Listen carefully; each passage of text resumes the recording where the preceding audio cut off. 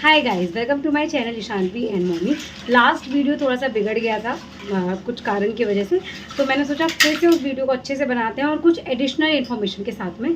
तो सबसे पहले गाइस मैं आप लोगों को ये बताना चाहूँगी कि अगर अभी तक आप लोगों को मेरे 30 डेज़ चैलेंज के बारे में नहीं पता है तो आप एक बार मेरी कोलैबोरेशन प्लेलिस्ट देख लीजिए, उसमें आपको 30 डेज़ चैलेंज के बारे में पता चल जाएगा। मैं यहाँ पे आपको एक छोटा सा समरी देना चाहूँगी कि व्हाट इज़ 30 डेज़ चैलेंज। बहुत सी क्रिएटर्स ऐसे होते हैं गाइस जिनके किसी के 10,000, 20,000, 1 लाख, 2 लाख, 6 लाख, 7 लाख तक फॉलोअर्स और सब्सक्राइबर्स होते हैं, बट स्टिल उनके पास कोई भी कोलैबोरेशन नहीं होता है। उसका रीज़न है उनकी प्रोफाइल। बस उनके फॉलोअर्स कोई मैटर नहीं करते हैं, उनकी रीच मैटर नहीं करती है, उनकी प्रोफाइल मैटर करती है, जिसके वजह से उनको कोलैबोरेशन नहीं मिलते हैं। और वहीं आप बहुत से क्रिएटर्स ऐसे देखोगे जिसके 1,000, 2,000 या फिर मेरे जैसे जिनके 1600 फॉलोअर्स हैं और कोलैबोरेशन मिल रहे हैं, इवन बार्टर पेड दोनों टाइप के मिल रहे हैं। तो इसके पीछे जो सही तरीका है वो है मेरी प्रोफाइल। उसमें मेरा कोई भी रोल नहीं है, उसमें मेरी प्रोफाइल का रोल है। तो जो 30 डेज़ चैलेंज है उसमें एक तरीके से हम हमारी प्रोफाइल को कन्वर्ट करेंगे एक अच्छे से पोर्टफोलियो में। इसका मतलब ये है, मैं एग्जांपल के लिए, आप लोगों को बहुत पसंद आता है मैं जैसे एग्जांपल देती हूँ तो फिर से एग्जांपल दूंगी। जैसे कि मान लीजिए हम प्राइवेट नौकरी में जाते हैं तो हमारा रिज्यूम लेके जाते हैं कि भाई इस रिज्यूम के बेसिस पे वो आपका देखेगा स्किल कि हाँ भाई उसे कंप्यूटर चलवाना है, तो देखेगा आपको आता है कि नहीं चलाना, आपको ये करना आता है कि नहीं, ये वो सब देखेगा, उसके हिसाब से वो आपको जॉब देगा। Same goes to content creation. अगर आपने आपकी प्रोफाइल को ऐसा बनाया है कि ब्रांड को लगे या एजेंसी को लगे कि हाँ भाई मुझे इसको ये देना है, ये कर सकता है, तो वो आपको आराम से कोलैबोरेशन दे देगा। तो 30 डेज़ में हमको हमारी प्रोफाइल को कन्वर्ट करना है एक प्यारे से अच्छे से आई कैचिंग पोर्टफोलियो में। ठीक है, दिस इज 30 डेज़ चैलेंज। ठीक है, अभी ये कैसे लेना है क्या है वो आप उन वीडियोज़ में देख लीजिए, कोलैबोरेशन वाले प्लेलिस्ट में, उसमें आपको समझ में आ जाएगा। फिर कोई डाउट होता है तो आप मुझे इंस्टाग्राम पे मैसेज कर सकते हो। मेरी इंस्टाग्राम आईडी है ईशानवी एंड मोमी, मैं वहाँ पे आपको कंप्लीट डिटेल में समझा दूंगी। ठीक है, अब गाइस 30 डेज़ चैलेंज तो ले कोई भी सकता है, लेकिन जैसे एक होता है ना कि स्कूल तो आप जा रहे हो, ठीक है, आप स्कूल जा रहे हो, 12वीं तक गए, उसके बाद आप कॉलेज गए, लेकिन सही राह वो आपको कहाँ से मिलेगी? सही राह आपको कहाँ से मिलती है? आप या तो आपके पेरेंट्स आपको गाइडेंस देते हैं कि भाई हाँ आपने 12th कर लिया, आप ये करो, तब आप एक सही राह पे पहुंचने के लिए भी सही तरीका होना चाहिए। नहीं तो आपने देखा होगा कई बच्चे 12वीं के बाद ही नौकरी लग जाते हैं और कई बच्चे पूरा ग्रेजुएशन कंप्लीट करने के बाद भी नहीं लग पाते। तो इसके पीछे क्या होता है? सिर्फ और सिर्फ गाइडेंस। तो आप 30 डेज़ चैलेंज कोई भी परफॉर्म कर सकता है, लेकिन जो गाइडेंस है वो मैं आपको अगर कंप्लीट दूंगी, आपको एजेंसियों तक पहुंचाना, आपको ब्रांड तक पहुंचाना, तो वो मैं आपको दूंगी। तो उसके लिए आपको लेनी होगी मेरी मेंबरशिप, जिसके बारे में अगर आपको मुझसे जानकारी चाहिए तो आप मुझे इंस्टाग्राम पे रीच आउट कर सकते हो। और अगर आपको उसके रिजल्ट जानने हैं तो आप मेरी इंस्टाग्राम की स्टोरी देख सकते हो, उसमें आपको समझ में आ जाएगा कि लोगों को फ़ायदा हो रहा है या नहीं हो रहा है। ठीक है, तो गाइज अभी बात करते हैं मेन, ये हो गया हमारा कोलैबोरेशन की, मतलब 30 डेज़ चैलेंज की। अभी बात करते हैं कि कोलैबोरेशन होता क्या है। बहुत से लोगों को अभी तक, इवन जिन लोगों ने मेरा मेंबरशिप ले भी लिया, स्टिल दे आर कंफ्यूज कि भाई क्या है, मतलब क्या है बार्टर, क्या है पेड या क्या है रीइंबर्समेंट। तो गाइज मैं आपको यहाँ पे छोटी सी समरी दूंगी, बहुत ज़्यादा लेंथी नहीं करूँगी। रीइंबर्समेंट कोलैबोरेशन का मतलब होता है कि आपको ब्रांड या एजेंसी कोई लिंक देगी, आपको उससे प्रोडक्ट को ऑर्डर करना है। प्रोडक्ट ऑर्डर करने के बाद वो प्रोडक्ट आपके पास आएगा, आपको उसका रिव्यू शेयर करना है या रील बनानी है, and after all the deliveries जो चाहिए ब्रांड को, उसके बाद 7 या 10 दिन बाद आपको ब्रांड उसका पैसा देगा रिटर्न। मतलब फिर आपका प्रोडक्ट हो गया फ्री ऑफ कॉस्ट, लेकिन आपको इतने दिन का वेट करना पड़ेगा, इतने दिन का पेशेंस रखना पड़ेगा। It is called reimbursement collaboration. Now second is barter. What is barter? Barter का मतलब ये होता है गाइस, जैसे कि मान लीजिए मुझे ब्रांड ने एक लिंक शेयर करी है। बार्टर दो तरीके के होते हैं एग्जैक्टली। या तो देखो, या तो ब्रांड डायरेक्ट आपके घर पे प्रोडक्ट पहुंचा देगा, तो इसमें आपको कोई पैसा लगने वाली कोई बात ही नहीं। या फिर सेकंड चीज़ होती है, ब्रांड आपको एक लिंक शेयर करेगा कि आप इस लिंक से प्रोडक्ट को ऑर्डर करो, आपको उस प्रोडक्ट को ऑर्डर करना है और आपके घर, आपके दरवाजे पे प्रोडक्ट आने से पहले ब्रांड आपके अकाउंट में पैसे डाल देगा और आपको उसी पैसे से उस पार्सल को ले लेना है। ये भी बार्टर ही है। ठीक है, लेकिन इसमें यही है कि आप जब तक एजेंसी से पैसा नहीं ले लोगे, आपको तब तक पार्सल नहीं लेना है मेरे हिसाब से, क्योंकि फिर अगर आप पार्सल ले लोगे फिर आप ब्रांड से पैसा मांगोगे, किच किच किच किच, मुझे वो सब अच्छा नहीं लगता। तो आप चाहो तो आप पहले पार्सल आने दो, पार्सल आने जिस दिन आपकी आउट फॉर डिलीवरी दिखा जाए पार्सल, आप एजेंसी को मैसेज कर दो कि मेरा पार्सल आने वाला है। जब आपको पैसे दे दे तो आप पार्सल एक्सेप्ट कर लो, अगर ना दे तो आप उसको रिजेक्ट कर दो। और जब आपने पार्सल रिजेक्ट कर दिया, आपको पैसे नहीं आए, अब आप क्या करिए, जो आपने अपनी UPI ID दी होगी उनको या फिर QR दिया होगा, उसको वहाँ से डिलीट कर दो ताकि वो आपको पैसे शेयर ना कर पाएँ। अगर उन्होंने आपको पैसे दे दिए, फिर से आप ऑर्डर करोगे, फिर पूरा धचड़म दिमाग खराब होता है, तो वो सब मत करो मेरे हिसाब से। एक क्विक, एक बिल्कुल स्ट्रेट फॉरवर्ड चीज़ें रखो भाई कि पैसे आ गए तो पार्सल ले लेंगे, नहीं आया पैसे, पार्सल आ गए तो पार्सल रिजेक्ट कर देंगे और उसका जो UPI QR दिया उसको वहाँ से डिलीट कर देंगे ताकि ब्रांड हमको पैसा ना दे पाए, ताकि वो पेचीदा ना हो पाए चीज़ें, ठीक है। ये होती है चीज़ें। अभी पेड क्या होता है, देखो पेड के लिए तो गाइज मैं आपको तो सबसे ज़्यादा आपकी रीच मैटर करती है। जैसे पहले ना मेरे 1000 फॉलोअर्स थे लेकिन मेरी रीच कम थी तो मुझे बार्टर मिले। अभी आप मेरे फॉलोअर्स के हिसाब से मेरी रीच देखोगे तो मेरी रीच बहुत अच्छी है, मतलब इतनी रीच 15,000 20,000 फॉलोअर्स वालों की भी नहीं होती है जितनी मेरी है। तो मेरी प्रोफाइल इस हिसाब से अच्छी वर्क कर रही है और फिर मेरे कॉन्टैक्ट्स भी हैं एजेंसी के पास, ब्रांड के पास। अभी कुछ लोग पूछेंगे कि ब्रांड और एजेंसी के पास कांटेक्ट कैसे गए, तो guys this is my secret, ठीक है। ये मैंने कैसे किया है या फिर मैंने कैसे हर चीज़ों को मतलब आपस में सब करके रखा है, वो सब मेरी चीज़ें हैं। इसमें मैंने पूरे 2 साल लगाए हैं जिसकी वजह से आज मुझे पेड कोलैबोरेशन मिलते हैं। मतलब मान लो अगर आपको ये माइक बार्टर में आया तो मुझे ये माइक पेड में आएगा, ये बात है, बस इतना सा अंतर है, बाकी सब सेम है। मतलब आपको पार्सल आएगा ये फ्री में मिलेगा ना, तो मुझे फ्री में तो मिलेगा, साथ में मुझे इसके साथ में कुछ पैसे भी मिलेंगे। तो इस तरीके से आजकल मैं वर्क करती हूँ। आपको मैंने बता दिया पेड क्या होता है, बार्टर क्या होता है, रीइंबर्समेंट क्या होता है। अच्छा, पेड के बारे में बहुत से लोगों को कंफ्यूजन है कि इसका जो पेमेंट टाइमलाइन होती है वो क्या है। तो पेड की टाइमलाइन ये होती है guys, paid collaboration, yes paid collaboration, paid sorry हाँ तो जो पेड कोलैबोरेशन होती है उसकी टाइमलाइन ये होती है पेमेंट की, कि जब पहले तो वो आपके लिए पार्सल आपके घर पे डिलीवर करवाएंगे या फिर वही बोलेंगे ऑर्डर करो जैसा भी करके।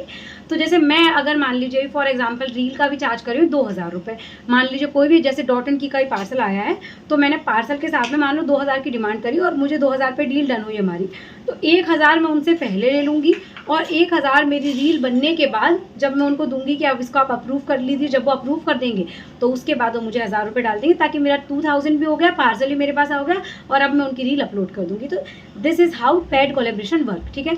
तो ये हो गया पूरा तीनों टाइप के कोलैबोरेशन की मैंने आपको यहाँ पे वैरायटी बता दी। अभी बात करते हैं कि अगर आप बिगिनर हो तो आपको किस चीज़ के लिए जाना चाहिए।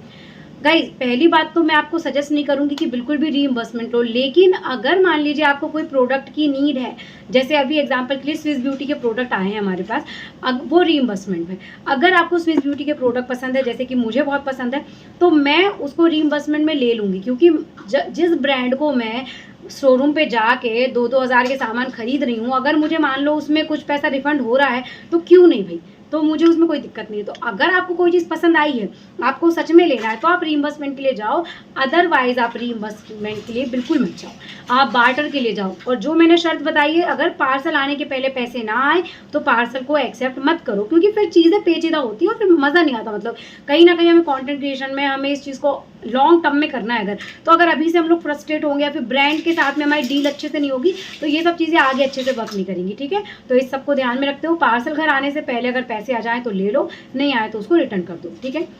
ये रही बात। अभी बहुत से लोगों का ये क्वेश्चन था कि हम फेक कॉलेब और रियल कॉलेब में अंतर कैसे समझें। तो देखो गाइज, मैं आपको पहले ही बता दूं कि जब से मैंने यूट्यूब पे स्टार्ट किया था तो मुझे बहुत डर लगता था लिंक क्लिक करने में, तो मैंने हमेशा एक ट्रिक अपनाई है, वो मैं आप लोगों को दे देती हूँ, मे भी आप लोगों के लिए वर्क कर जाए। मेरे को जब भी कोई मतलब मुझे जब भी कोई कोलेब्रेशन आता था, लाइक ईमेल पे, मैसेज में, व्हाट्सएप पे या कहीं पे भी, तो हर चीज़ में एक लिंक तो ज़रूर होती थी। तो मैंने हमेशा क्या करा, मैंने ना 2 ईमेल रखी, हमेशा 2 ईमेल रखी मैंने। एक ईमेल मैंने अपने हस्बैंड के मोबाइल पे भी लॉगिन करके रख दी है। तो मैं क्या करती हूँ, जब भी कोई ईमेल आता है तो या तो मैं उसको डायरेक्ट अपने हस्बैंड से बोलती हूँ कि आप एक बार वहाँ पे ओपन करके देखो उसमें क्या आया, क्योंकि मुझे मतलब उनके मोबाइल में इतना डर नहीं है जितना मेरे मोबाइल में डर है, और मेरी चीज़ों में मुझे ज़्यादा डर लगता है। तो उनके मोबाइल में शेयर कर देती थी मैं, जब वो उसको क्लिक करके देख लेते थे और बता देते थे कि हाँ कुछ नहीं, वो नॉर्मल है सब कुछ, तो ही मैं उसको अपने मोबाइल में ओपन करती थी। तो गाइज, मैंने आज तक कभी भी अपने मोबाइल में ना कोई फॉर्म फिल किया है ना कुछ।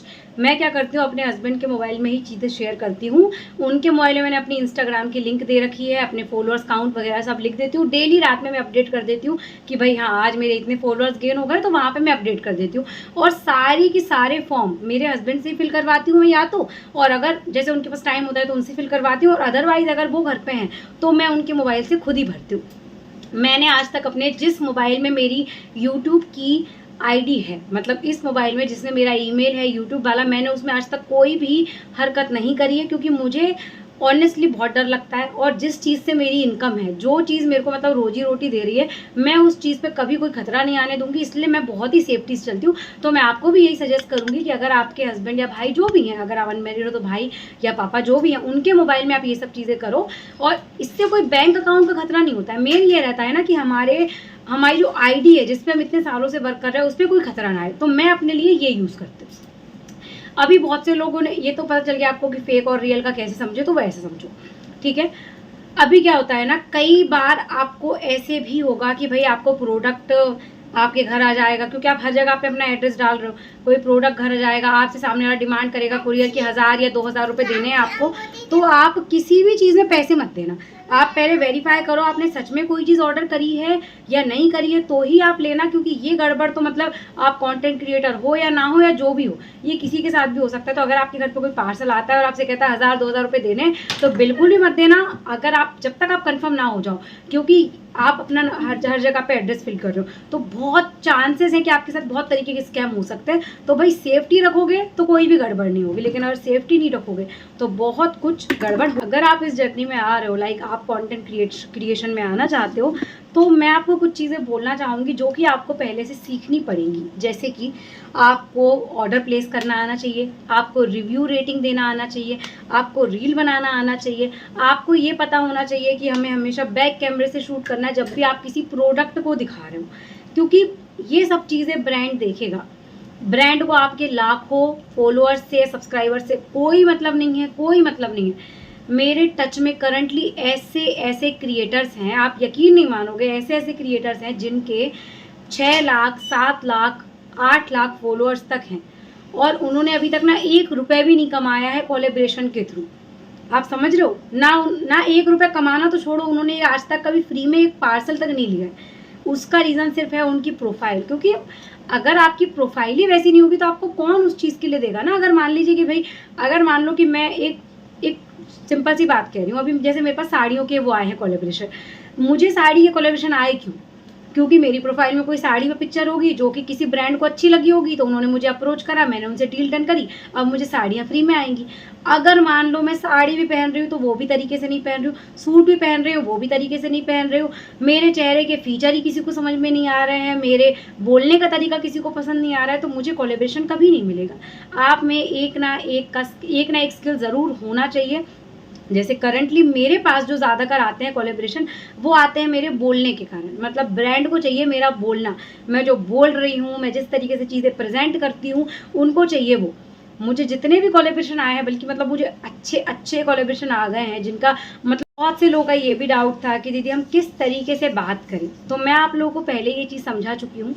जब भी आप किसी ब्रांड को अप्रोच करोगे या फिर कोई ब्रांड आपको अप्रोच करेगा, जैसे मेरे पास भी अगर अभी कोलैबोरेशन आते हैं, कई बार एजेंसी ये चाहती है कि मैं फ्री में मान जाऊं। जैसे कि वो ये चाहते हैं कि वैसे प्रोडक्ट ले ले और फ्री में मान जाए, लेकिन मैंने अपना सेट कर रखा है कि नहीं भाई, मैं इतना पैसा लूँगी, अगर आपको डील जमती है, मुझे डील जमती है, तो फिर वी कैन कोलैबोरेट, अदरवाइज दो।